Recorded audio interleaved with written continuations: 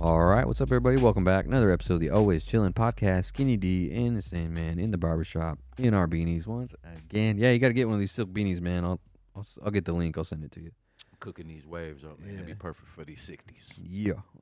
You said that you have a list of stuff to get to. Yeah, I've been checking some shit out, man. Yeah, let's see what you got.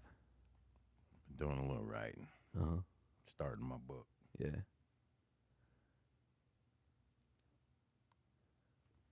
This interested me. And I was like, well,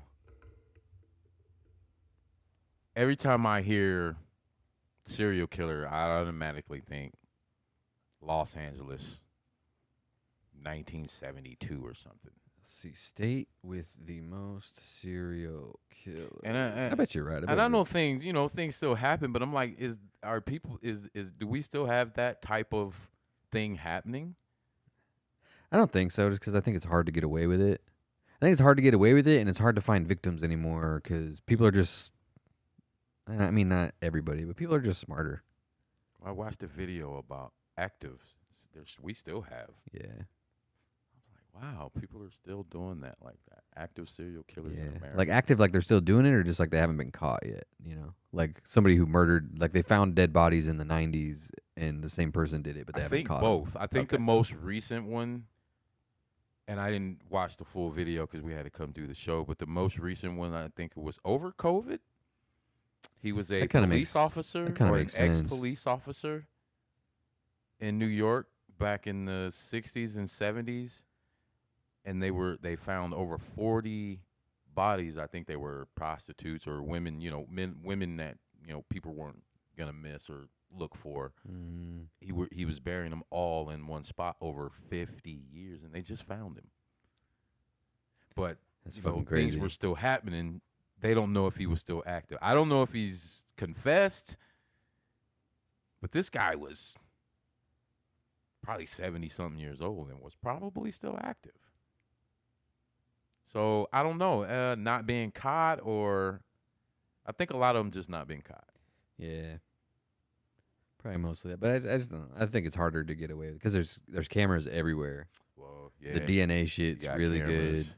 DNA. I mean, by now they probably have an AI where they're like, "Who do you think did it?" Right. DNA doesn't take a year to fucking get the results anymore. Yeah, we'll know who you are tomorrow. I mean, they can probably print you and stuff on the spot.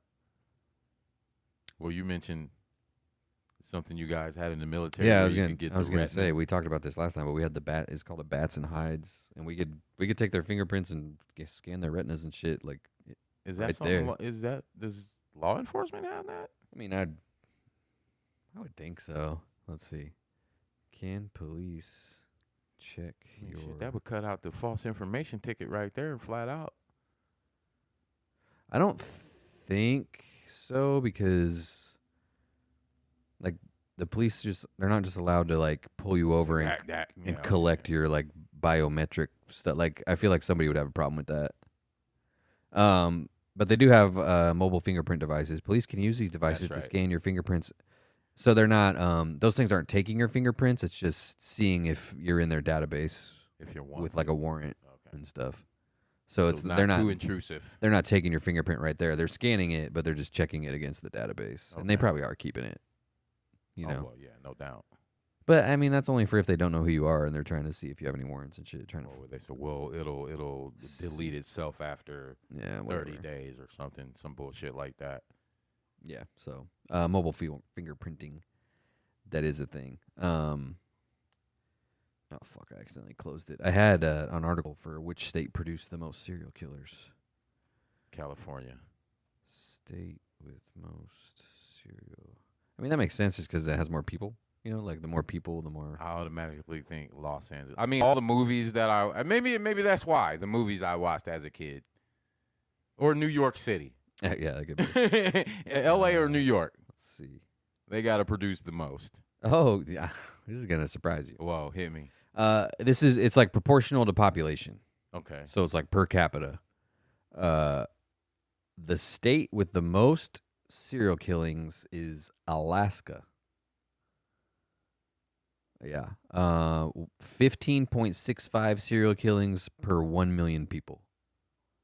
So for every 1 million people, 16 of them get serial killed in Alaska. It seems high. Is that many people in Alaska? A total of, yeah, I mean, that's why it's the most, because there's not that many people. So like in Alaska, you have the most chance of getting serial killed in Alaska, just because there's less people there. The activities of serial killers spiked in the 1980s. You were close. And Alaska led the nation in serial killer murders during this time. Really? That's what it says. Experts have suggested a number of theories about why Alaska is like this. Some experts point to environmental factors, extended winter nights. Oh, so there's like it just fucks with you. Yeah, seasonal affective disorder. I mean, I guess it is the West. The cover of darkness is, So yeah, in the 80s, I guess Alaska had the most. Not Los Angeles. Serial killings. Where's all? And then this is like a whole list. Who's next? California's not even in the top 3. What? Mm-hmm. All right. After Alaska, Nevada has the second highest rate of serial killings in the United States. The desert. This is crimecapsule.com. There's 12.9 million inhabitants, 98 serial murders since 1900, 33 committed in the 1980s. Like Alaska, Nevada has one of the highest violent crime rates in the country. Historic ties to organized crime, excessive levels of half violent of those crime, are probably mafia, more than half. Gambling too, like people get mad about gambling and shoot each other. The high number of tourists, it's a pool of victims, dude, because this dude's visiting. First, we should have said that first. Yeah. Mm-hmm. Oh, yeah, that's tourists. That's fat a good one. picking there. Yup. And they don't know what the fuck's going on. You can probably get them into your car. Like, oh, hey, you lost. Let's go. Damn, and they're just gone forever. Okay. Number 3 is Florida, which kind of makes sense too. You ever watch Dexter? The show. It's a serial killer that he only kills other murderers or something. Word. So he's a serial killer, but he only kills bad people he thinks are bad. Yeah. I'm asking about that because apparently that show is set in Florida, Miami, dude. Like, oh yeah, fat. You tourists, know people are people are killing people in Miami. Yeah. Yeah. So shit, probably all up and down. Fuck Tampa. Yeah, fuck. that show Dexter was set in Miami. So what Alaska's was 16 to every per million. This one is 10 per every million in Florida. Really? Yeah. So Alaska, you don't fuck around. I was about to say, you better not get caught slipping in fucking Alaska. Alaska, maybe I was like, oh, Alaska would be cool to go to. Maybe not. Maybe not, dude. Might get hurt. Total number of serial murders committed in the state is 778, with 247 of those taking place during the 1980s. As in other states, the 80s marked the deadliest period. The 80s nationwide was the most serial killings in the 80s. Cocaine, probably, dude. Got everybody acting up. Florida has the third highest number of total individual serial cases in the country. Like the highest number of individual serial killers, I guess. Like they breed them down there. Yeah, or something. Not clear why Florida is such an active state for serial murderers. Fuck. But it's an extremely violent state in general. They have a pretty high murder in general rate outside of serial killers. And then there's celebrity. Good old boy. Ted Bundy. Yeah. He did stuff. He made it way the fuck down. He did stuff in Florida. In 1978, he murdered several women in Florida. He also killed many others in several different states. Eileen Wuornos, you know her? She's the woman serial killer. The monster lady. Yeah. Yeah. She was in Florida too. She killed 7 men in Florida from 89 to 90. And then this article's the top. I guess it's the top 7 states, but number 4 is California. Interesting. Yeah. During the serial killer decade of the 1980s, they even call it that. Criminals in the state of California committed roughly a fifth of the murders nationwide. So that's pretty good. Yeah.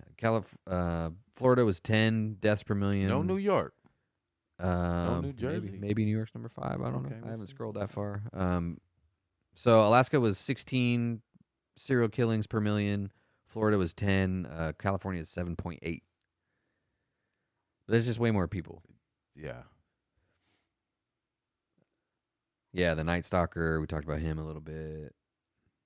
Patrick Carney, I don't know him. Patrick Carney. William Bonin, don't know him. Randy Stephen Kraft, don't know him. We don't even know these guys. The guy that let's learn. That killed about Ron Goldman and Nicole Brown. This is now a true crime podcast. For this, what was his name? Glenn Rivers. Glenn Rivers was one. Patrick Carney. Patrick Carney. Also known as the Trash Bag Killer. Whoa. And the Freeway Killer. You heard of the Freeway Killer? Okay, the Freeway Killer actually was 3 separate guys that I guess they thought it was all the same guy doing it, but it was actually 3 different people. I do remember hearing he's that. one of them. So this guy was known as the Trash Bag Killer. Okay. American serial killer and necrophile who murdered a minimum of 21 young men and boys throughout Southern California between 1962 and 1977. This is what he looks like. Pretty serial killer-y. Yeah. I don't really want to read that much about his personal life. He got beat up a bunch in school. People thought he was gay. He's from like East Los Angeles, California. In the 60s. He started back in also the lived 60s. in Texas. He's a gay pickup artist, sought out partners in San Diego, Tijuana, Mexico. He was fluent. Like picking people up. Yeah, he was fluent in Spanish, so he'd go to Tijuana and pick up Mexicans. Oh, and do his work down there. Yeah. His first victim was a hitchhiker he picked up and murdered in Orange, California in 1962. He claimed several more victims before he moved to Redondo Beach in 1967. Anyway, so he has 25 murders. Jesus. 2 of them are unknown. Unknown 1, unknown 2. 60s, man, you don't think of, well, I guess the 60s were, yeah. I mean, we had cocaine, heroin, yeah.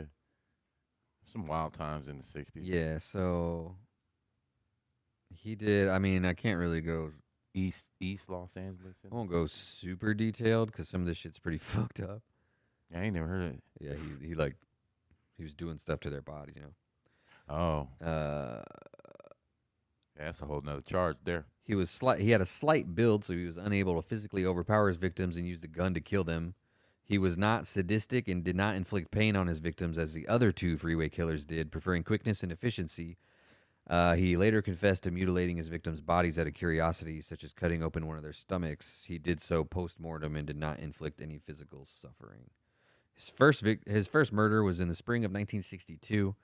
Victim's name's unknown, but he was confirmed to be 19 and white.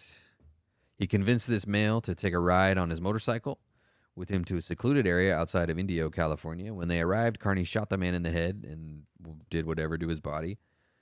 Unknown if the body was ever found, but he confessed to this murder and 2 additional ones in 1962. The second victim was the younger cousin of Carney's first victim, who had witnessed Carney drive away with the victim. So this dude saw Carney drive away with him. I gotta go get you now. Well, and then he's like, "Oh, you drove away with my cousin. We never saw him again." And then he got him too.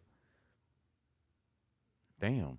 The first murder that he confessed to, and this is his Wikipedia article.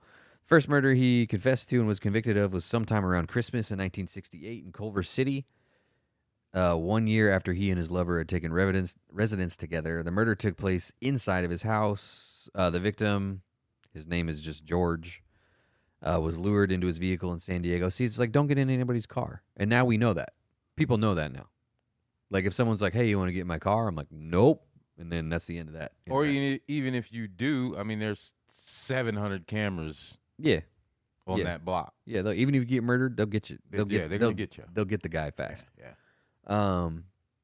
So yeah, he got him into his vehicle, took him to his home. As soon as he got in the house, dude shot him in the head. Victim was his lover got in on this shit, or he was doing it behind his lover's back. I think it was. It doesn't say. Doesn't say. Right now, I'm assuming behind his lover's back. So yeah, he shot him, dragged him to the bathroom, did some stuff to him, and then he skinned and dismembered him with an X-Acto knife. Wowzers! That's fucking crazy. Yeah, it's a good thing we don't make money on this anymore. Were all his victims white? I don't know. Let's see.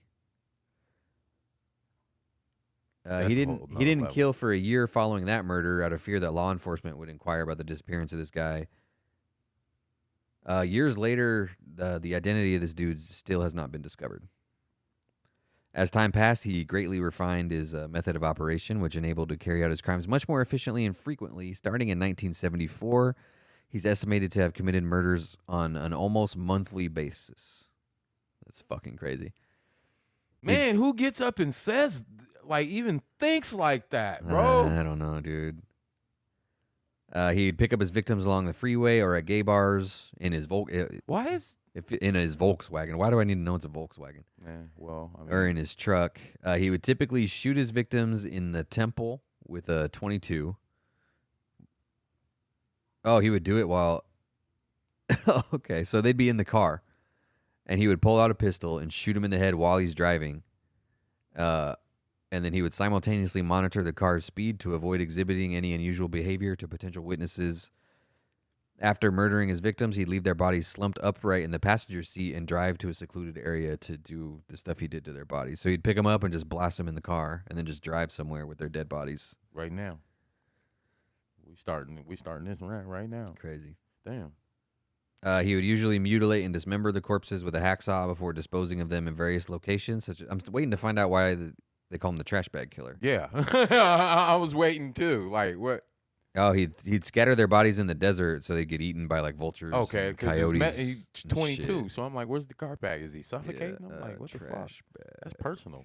Trash bag. Trash bag. Okay. Oh, all I had to do is keep reading the next sentence after where I was at. So he'd dispose of the parts. And sometimes he would put them in trash bags. The parts would all be in trash bags, and he'd just throw them out in the desert somewhere so that animals could eat it. Okay, if I'm him, I don't like that name. The trash bag killer? 22 caliber killer or some shit. But trash bag, okay. I get it. Anyway, so we don't need to read about it. It's pretty much the same. He went on for rundown of his victims. 6 years? Yeah, shot in the head while sleeping. Shot in the back of the head. This one got suffocated. Once a month for shot in the back of the head. Shot in the back of the head. Once a month for 6 years. This one, shot in the back of the head, violated, and then shot 3 more times. Like, shot in the back of the head. That's shot in the back of the head. Goddamn bodies, man. Shot in the back of the head. Shot in the back. Yeah, they're all shot in the back of the head, pretty much. There's one that got suffocated. One that got smothered. I'm trying to do that math. I keep getting lost when I carry the zero. And then, so we'll read about his imprisonment. So in 1977, this guy, John Otis LeMay, they found his remains. This guy, he shot him in the head, dismembered him. This is the one he got arrested for. Police had been to Carney's home for the LeMay investigation prior.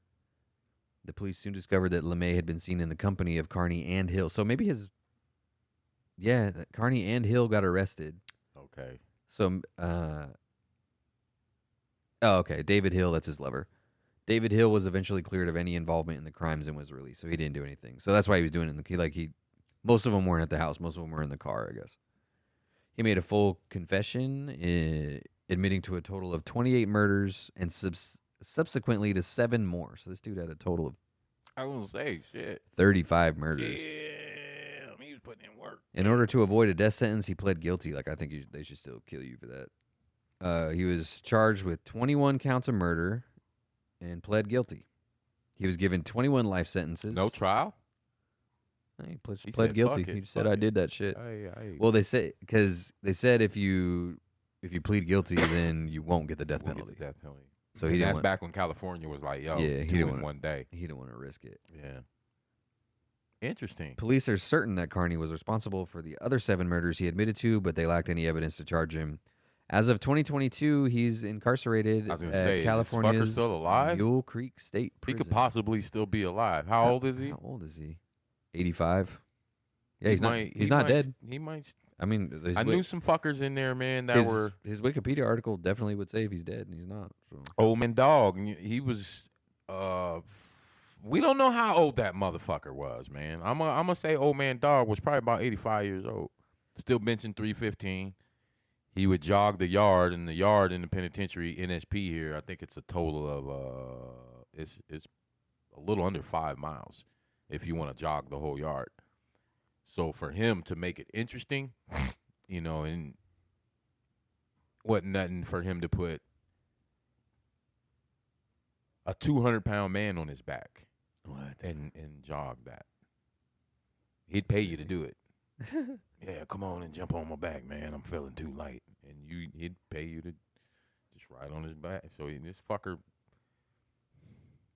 85 at least. But you crazy. would never know. He's the guy. I don't know if I told that story on the podcast yet.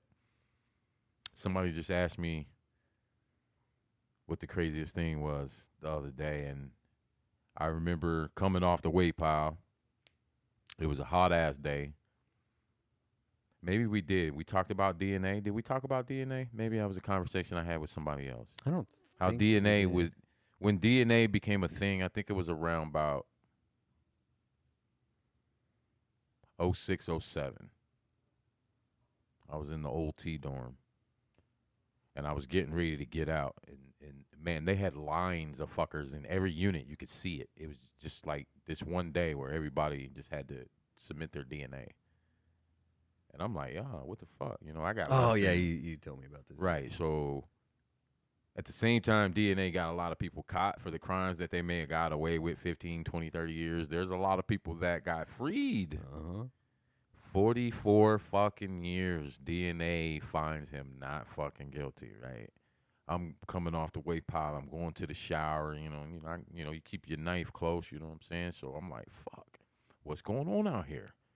I heard the most blood-curdling scream, bro, and we call them the Smokies when the state patrol comes through, and they got their cat, like they're coming to get a staff member. They ain't coming to get us, man. They came straight to dog, and I remember I passed him on my way to the shower. He was on the phone, and they walk up to him and like, yo, you're free right now. We're here to escort you out after 44 fucking years, man. I was like, God, dog, man. So that DNA shit, man, That's crazy. Ain't no getting away from it. That's crazy. Ain't no getting away from it. And then we got the second third of the Freeway Killer. William Bonin is his name. He looks like this. I don't remember him. He was 70s, 80s, though. Born 1947, died 1996. Also called the Freeway Killer and the Freeway Strangler. He was an American serial killer and sex offender who raped, tortured, and murdered young men and boys. It's always young men and boys, man. I mean, not that it's like somebody murders some girls every once in a while. Not like that, but it's weird, man. Yeah, I was gonna say that earlier. Why is it always that? Because they're like too embarrassed to be gay, so they have to do it and then kill the person so that they can't tell anybody. Like, it's fucking crazy. Yeah, just be gay. Like, it's so much easier to just be gay. And you figured in the 70s. I mean, maybe not in the 70s. I don't know. I mean, we don't know. I only lived the last end of the 70s. Yeah. He's convicted of 14 murders, confessed to 21, and is suspected of even more. His first murder was May 1979. And he's California, too. Yeah. Southern California. He operated by luring his victims into his van. Yeah, see? Luring his victims into his van. You're not doing that. No, somebody will shoot you. Yeah. You know what I mean? Yeah. Get in the van. Under the pretense of having consensual sex. So he'd like seduce people and be like, let's go to my van. And then when they got in there, he'd kill them. And it's like, don't get in vans with people you just met, dude. Don't do that. Especially when you're drunk or whatever. Anyway, he became known as the Freeway Killer because most of his victims' bodies were discovered on the side of the freeway. He would just dump them. Oh, shit. Was not worried about DNA at all. Okay, his name fits. Yeah. On many occasions, he was helped by one of his 4 accomplices. What? They had a crew? One of them, Vernon Butts, was listed in court as an accomplice for 12 murders. He died via suicide before his trial in 1982. Described by the prosecutor at his trial as the most evil person who has ever existed, he spent 14 years on death row before he was executed at San Quentin in 1996. Oh, shit. He was the first prisoner in California to die by lethal injection. California always was lethal injection. Yeah, they must have been. They was frying motherfuckers. Yeah, they must have been electrocuting people or something. Yeah. There's his life. He was in the Air Force, I guess. Cool. See, those kinds of guys that were in the Air Force, like this dude was in Germany, Hong Kong, fucking. He probably killed a few motherfuckers out there. Yeah. Didn't Dahmer do that? Didn't he? Wasn't he suspected? Yeah, he when he tried. was in Germany I thought he like The guy got away or something? No, I thought he tried to be in the army or something, but he didn't make it. I don't think he made it through boot camp or something. We watched that show. That shit was crazy. Man. I think I remember that shit. Our audio's cutting in and out a lot, so yeah, if it sucks to listen to, sorry, I don't know. I don't know how to. Sometimes it does, sometimes it don't. I remember that Dahmer shit. That shit kind of hit close to home down here. Being 8 hours away, 9-10 hours away. Yeah. That shit kind of hit close to home down here. It made you kind of, watch what you're doing. Mm-hmm. I would have been a teenager back then. I remember that shit. That's crazy. But that motherfucker. That was a whole. Would you call it a necrophiliac? Yeah. Then you throw cannibalism in there too. Woo! Wow. I mean, I'm glad it wasn't. It was still disturbing without the graphics. The Dahmer shit. Yeah. It was still disturbing. I feel like that show's fucked up. It's just all the way fucked up. They changed shit to make it more exciting and family. And yeah, shit family show. I'm like, nah, you can't do that to this. Yeah. All right. This William Bonin guy, his dad was a compulsive gambler. So not a good start. Not at all. Had to live with his grandma, dysfunctional, Catholic. He was aggressive towards other students. He was late a lot. He rode his bike into a group of young girls and got put in juvie. For that? After returning home, he was even worse. So there you go. Went to juvie for... I did that once. And then they sent him to a Catholic school, a Catholic convent. I think they had to live there even.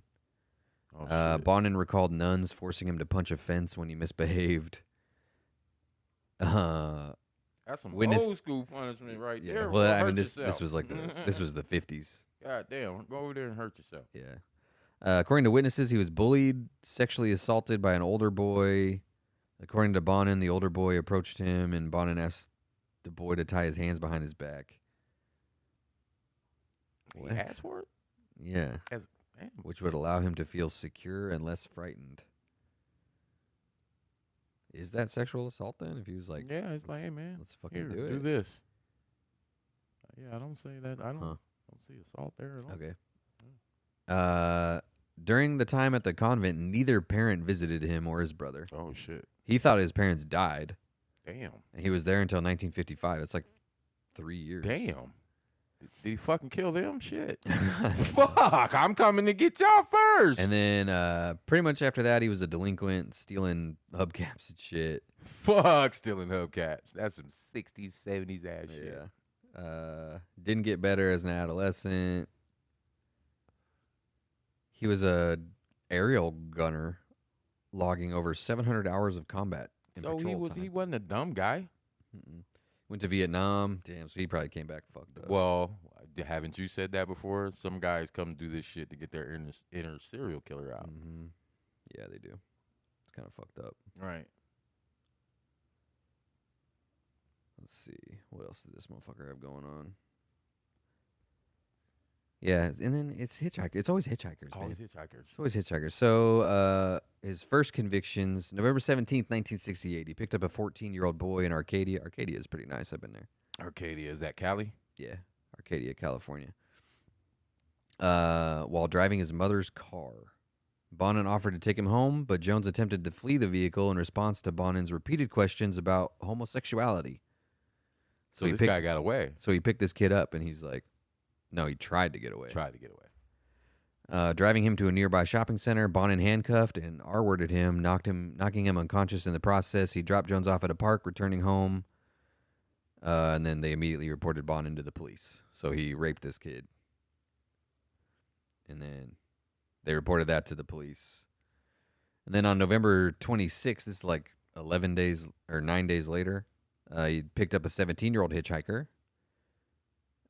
asking him about homosexuality and stuff too, before he accelerated the vehicle and pointed a gun at him, parked in a secluded area, R-worded him too, beat him with a tire iron, and then 2 days after told him to never tell. Like he was losing 9 days. shit. 9 days.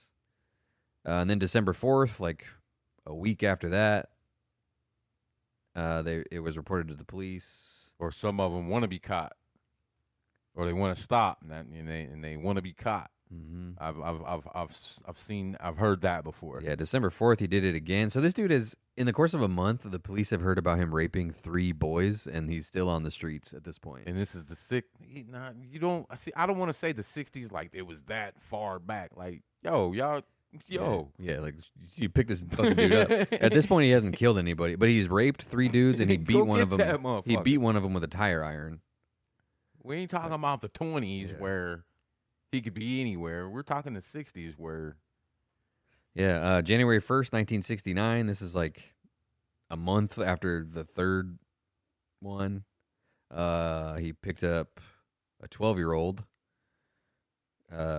He forced him to perform oral sex on him at gunpoint, and then he threatened to kill him if he ever reported it. Okay, at this point, is it serial? Is there a something above a serial killer? Like I don't fucking think so. maniac, fucking I don't know. But at this point, he hasn't killed anybody yet. He's just a serial rapist right now. I mean, not just. Or I guess that's still really bad. Like, what the fuck? What is he? January 12th. This is 10 days after that. He picked up an 18-year-old hitchhiker, asking him about homosexuality before offering him $20 to perform oral sex. The guy attempted to leave. He physically assaulted him, handcuffed him. So we gotta fuck some chimo ways here. And then he said, "I'll rip your nuts off if you don't act cool." Damn, dude. By this point, extensive efforts were being made by local police to locate a serial rapist that fit. So none of these knew it was the same guy. They were just like, none of them know his name or anything. This makes sense. Okay, I mean they wouldn't. All right. He's just picking them up. Okay. Okay. We know. Like, y'all know who this we know too is? much. We know too much. We know more than the police knew right now. Okay. The police didn't know who it was. They're just like, man, this is the 5th motherfucker that said a long-haired dude with a mustache fucking raped him. Okay. So they're like, we think we got a serial rapist on our hands. So they're trying to figure out who it is. Makes sense now. On the 28th, an El Segundo policewoman confronted Bonin, who had frightened 16-year-old runaway Timothy Wilson, who was with him. She searched, handcuffed him. And Bonin repeatedly advised her to inquire. I think this is exactly what you were talking about. He was like, "Put me in jail, please, put me in jail, because I can't stop." Bonin repeatedly advised her to incarcerate him before insisting he was not responsible for his actions. He was indicted on 5 counts of kidnapping, 4 counts of sodomy, 1 count of oral copulation, 1 count of child molestation against the 5 individuals he had abducted and assaulted since November. So the kid that he got January. Caught with got a fucking way. Yeah. Wow. This is January. Yeah. Bang. He did all that since the previous November. Yeah, that's what it sounded like. And then he went to jail for that. Incarceration in a couple different prisons. Manic depression, sexual sadism disorder, antisocial personality disorder. He had extensive scars on his head and buttocks, which he had no memory of obtaining, but were likely sustained in the orphanage. Yeah, the nuns were fucking probably whipping him on his shit. head. God damn! Yeah. Whop! Bam. Experts concluded he had repressed memories of the more extreme aspects of his abuse. Blah blah blah blah blah. Group therapy sessions while incarcerated. Dude, he has like a whole. Oh, Willie was fucked up, man. He got out of jail for that, and then he did a bunch of other shit, like domestic violence type shit. Strangled somebody, didn't kill him, but strangled him. Got out on probation and stuff. He went to jail for all that. Got out again. Back out. Yeah, and then now we're gonna start talking about the murders. So this dude was raping kids. He was strangling people, like over and over and over and over again for years, and he kept going to jail and getting out, and then he started killing people. Working his way up to the crazy ability to do it, or the courage, or yeah. So now we're on the murders section. Wow. Usually young male hitchhikers, schoolboys, or occasionally male prostitutes. The victims were aged 12 to 19, predominantly Caucasian or Latino, slender, pale, and long-haired. Dude, I feel like, at least on these victims, like there's not very many black victims. That's what I asked. That's all. Because Dahmer was just what? Yeah, it was all white dudes. It was all I think, pretty much. Mexican dudes too, I think. Do black people get serial killed less? I don't know. I mean, they get violent crimed probably more, but serial killed, I don't. Nah, like gang violence, and shit like that. Stuff like that. More than it would be a serial killer. I can't think of a black. I'm sure there is one, but I can't think of a black serial killer. If you want to count.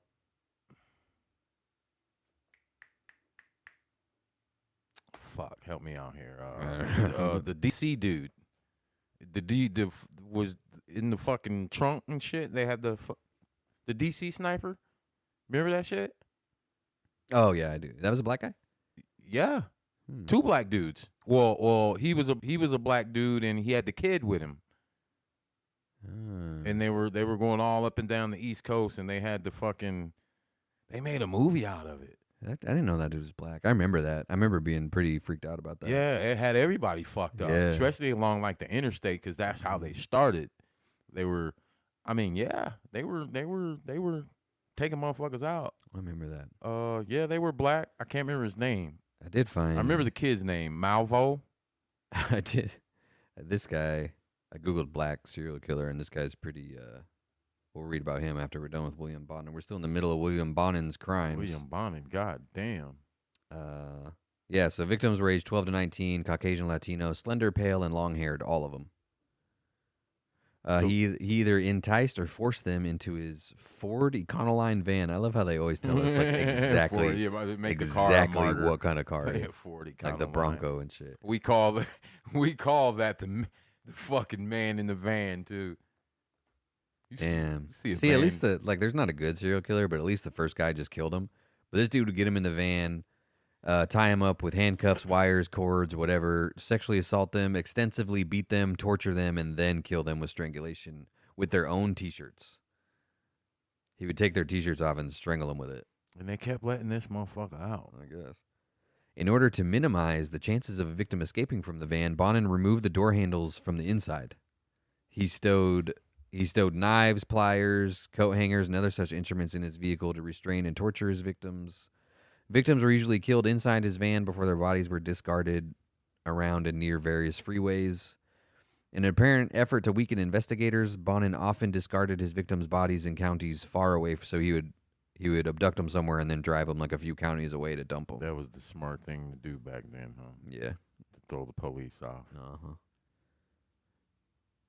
Not chop them up, just take them to the next county. This is a good point. One attorney present for the court case said the escalating levels of brutality he exhibited toward his victims had been similar to that of a drug addict, requiring greater and greater dosages to maintain their high. So at first it was just sexually assaulting people, and then that wasn't doing it, so we had to kidnap them too, and then that wasn't doing it, so we needed to beat them too, Tolerance and then that wasn't doing it. Yeah. Okay, if you want to say it like that, it's tolerance. Yeah. In a minimum of 12 of the murders, he was assisted by one or more of his 4 known accomplices. That's crazy. What? He later confessed that he felt a sense of social belonging with his accomplices that he had never experienced with anyone else. So like a Manson thing? A Manson a cult? They don't really talk about how... Sounds like a fucking cult. We don't get into all of it, but yeah, so this dude is crazy. But then... This guy, Samuel Little,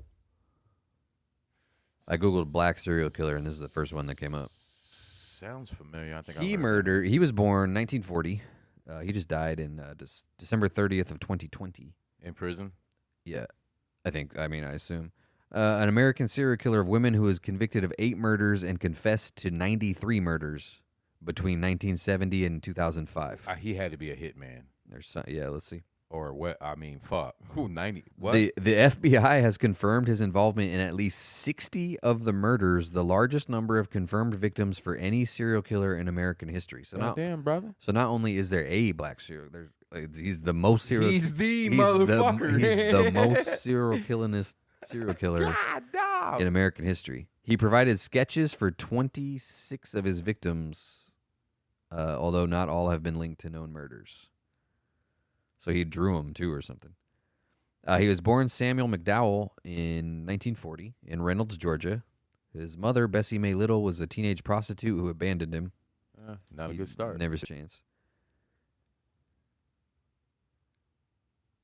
The census from the year Little was born said Bessie May worked as a maid and his father was 19-year-old Paul McDowell. His family moved to Lorain, Ohio, where he was brought up mainly by his grandmother, attended Hawthorne Junior High School. Like, I even care about that. He had problems with discipline and achievement. By his own account, he began having sexual fantasies about strangling women as a child. Ooh. Starting when he saw his kindergarten teacher touch her neck. So this dude was 5 years old. His kindergarten teacher touched her own neck, and he was like, I could strangle her. That's fucking crazy. Yeah, if I'm his dad, I might have to throw him on in the fire. Well, his dad probably wasn't around. Yeah, well, yeah. Damn. He was living with his grandma. Yeah. 5? As a teenager, he collected true crime magazines depicting the choking of women. Oh! In 1956, after being convicted of breaking and entering a property in Omaha, Nebraska, he was held in an institution for juvenile offenders. I bet he was at Boys Town. Please read on. His mother was listed on the booking card as whereabouts unknown. Probably Boys Town. Then he fucked off to Florida to live with his mother in the late 60s. But they had a huge orphanage in Omaha too. Yeah. So I bet he was doing something there. He was a cemetery worker. Don't like that. Oh, fuck. He was a cemetery worker and an ambulance attendant. He said he began traveling more widely and had more run-ins with the law, being arrested in 8 states for crimes that included DUI, fraud, shoplifting, solicitation, armed robbery, aggravated assault, and rape. So this dude, he was doing much he wouldn't do. He was doing all the crime. He took up boxing during his time in prison, referring to himself as a former prize fighter. He has like a whole timeline of mugshots. Damn. Yeah, okay. 1961, he was sentenced to 3 years in prison for breaking into a furniture store. He was released in 1964. By 1975, he had been arrested 26 times in 11 states. Damn. For crimes including all the stuff I said, plus attacks on government officials. That one wasn't in the last list. What's that? In 1982, he was arrested in Pascagoula, Mississippi, where he faced charges for the murder of 22-year-old Melinda Rose Lepre, who had gone missing in September that year. A grand jury indicted him for her murder. While under investigation, he was extradited to Florida and tried for the murder of 26-year-old Patricia Ann Mount, whose body was found in September 1982. He was acquitted of that one because they didn't believe the witnesses. Ain't that a bitch? Okay. He moved. It ain't funny, but it is. He moved to California, where he stayed in the vicinity of San Diego. In 1984, He was arrested for kidnapping, beating, and strangling 22-year-old Lori Barros, who survived. 1 month later, he was found by police in the backseat of his car with an unconscious woman, also beaten and strangled, in the same location as where he tried to kill the last lady. So he went back to the same spot, tried to do it again. He served 2.5 years in prison for both crimes. That doesn't seem like enough time for strangling 2 ladies and trying to kill them, but whatever. Released in February 1987, immediately moved to Los Angeles and committed 10 murders. Yeah, he keeps getting out of jail, man. They keep letting these motherfuckers out. He was arrested. So he was out from 1987.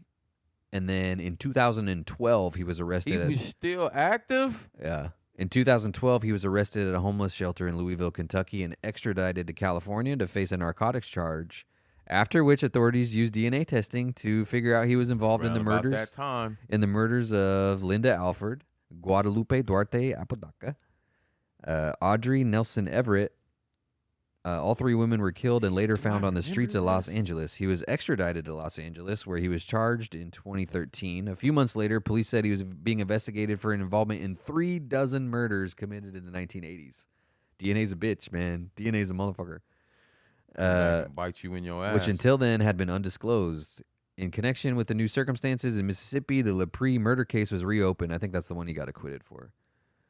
In total, Little was tested for involvement in 93 murders of women in many states. Okay, so William Bonin, whoever, he said he at his peak he was doing one a month. Yeah. And his total was what? What we say his total was 20 something, 25. Yeah. What the fuck? Had 93. This motherfucker got to be doing 2-3 in a day. Yeah. He admitted to 93 different murders in total. 60 deaths have been formally connected to him by the police. Formally, not formerly. The majority of Little's victims were prostitutes, drug addicts, or homeless individuals. Makes sense. Most of them were female, not all of them. He claimed that he thought these persons would leave fewer clues for authorities to find and leave fewer persons to search for them. True. Despite the broad scope of his offending, Little was charged with and convicted of only 8 murders in total, as these cases had the strongest evidence of guilt. And it's like, at that point, it's like you're going to jail for life anyway. Yeah, I mean, fuck it. I mean, like the punishment's gonna be the same. Yeah, it's gonna like how long would it take to try you for 93 murder, dude? It would cost probably $1 million of taxpayer money just to pay the judge to sit there for all that. I think one high profile murder case can run you 2.5, and that's even here. So yeah, we're done with you. You ain't never getting out anyway. 93. So these are his. Annie Lee Stewart was murdered in 1981 in Cincinnati, Ohio. He strangled her and disposed of her body in the woods behind the apartments in Grove City, Ohio. Mary Jo Payton, Cleveland, Ohio in 1984. They left a bar together. He took her to an abandoned factory. See, it's like, don't go to an abandoned factory with a dude after the bar. Like, it's not your fault, but people are just smarter than that now. Yeah. And it's like, hey, you want a ride? No, I got an Uber on the way. It's all good. Like, cool. And even the Uber's being and you know who's pulling up in your Uber. Yeah, they send you a picture and it's like, all right, yeah, he looks pretty cool. Yeah, you're Jim. Cool. I mean, and Jim's worried about you, so he's fucking him up. So he's like, what's your name? Then the vetting process for them to even become a driver, I don't know what the vetting process would. I think they should probably start maybe. Vetting, their passengers. If you got certain kind of charges or you've been accused, or you can't get an Uber, you might want to walk, homie. Would that be discrimination? Somebody wouldn't like that. Yeah, I don't know. Somebody wouldn't like that. Little had a long-term girlfriend who supported them both through shoplifting.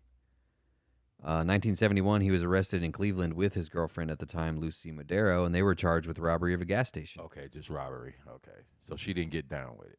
Yeah, that we know of yet. While in jail, Madero confided in her cellmate that she was going to turn on Little and start ratting on the robbery stuff. Okay. In 1972, when the case went to trial, his girlfriend did testify against him, but his defense team was able to plan for it, and he was found not guilty of the robberies. Dorsey and Little... this is a different lady. Dorsey and Little were together until she died of natural causes, a brain hemorrhage in 1988. She stayed with him? Yeah. Damn. She had to be Little died... I keep wanting to say Stuart Little, but I know that's not his name. Samuel Little. Little died on December 30th, 2020 in a Los Angeles County area hospital. Still dangerous. No official cause of death. He suffered from diabetes, heart problems, and a bunch of other health conditions, so... Yeah. Jillian Lauren investigated Little and interviewed him at length in prison. That might be interesting to watch. Oh, really? I bet that's on YouTube. For that. While interviewing Detective Mitzi Roberts. What? Oh, it's a She wrote a mystery novel or something. I guess she helped catch him somehow. This fucker just died in 2020? I don't know. This lady wanted to write a nonfiction book about him, this Jillian Lauren lady that did the at-length interview. So she spent more than 40 hours interviewing him. Oh. During his interviews, he confessed to multiple murders and sent her drawings of his victims.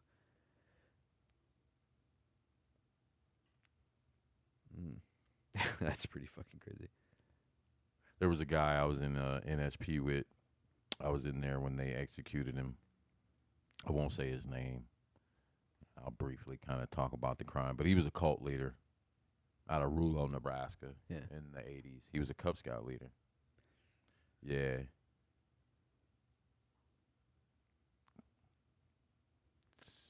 Yeah, serial killer. Yeah, I mean. That's why I just don't mess with it, because you never know who's a serial killer, man. Yeah, could be anybody. Yeah. So I'm not going to fuck with nobody at all. Sometimes my wife, like they were in the Walmart. Her and her sister were in the Walmart parking lot, and her sister was like halfway out of a spot, kind of blocking it, and a lady like honked at him, and my wife said that she like shot a look at her and shot a look. My wife was like, and I'm like, dude, I don't know. Somebody might just fucking. I kind of mentioned that the other day. It's not that big. It's not that big of a deal, but the wrong person will just fucking blow your head off. My bad, man. I'll move. Yeah, like I ain't doing that shit no more. Yeah, like it's not weird. Like you don't know who is gonna go fucking postal and kill you at this point. You just don't. Right. Not that you need to walk around being scared of it, but you don't need to walk around instigating it either. Instigating anything either. Not that she was. I'm just saying. No, I'm just saying in general, like motherfuckers that get road rage. Other people are fucking idiots. Like laying on the horn, like that dude in front of you might just turn around and go bam. Yeah, other people are fucking idiots. It's more that than it is you. That's what I see. It's more that. Like I see shit probably now, bro. I see shit almost every other fucking day in traffic now, where I'm like, these motherfuckers about to scrap. And nobody connected, but I'm like, these motherfuckers. Luckily, they didn't. Neither one of them had a pistol, or neither one of them. It's like for what? Because you're mad that you got cut off or whatever. Like, yeah, because I'm like, man, you're not even gonna think about that shit tomorrow. I'm like, don't look like Voice nothing. crack. Yeah, these motherfuckers, that air punching shit. I'm just like, wow, man. I didn't think to pull my phone out, but I'm not that kind of a guy. But I'm like, man, it ain't even that serious, man. No, it's really not. Anyway, that's all the time we got. We actually went a little bit longer. We started late tonight, but that went pretty fast. We were talking about serial killers, man. Active still. That goes quick. That shit blew my mind. Sorry if that's hard to listen to because the audio is. I don't know why it does that sometimes, but it shouldn't be too bad. But sorry if it was. Check us out on our next episode. Thanks for listening to this one. Tell your friends to listen to the next one too. You have a great week.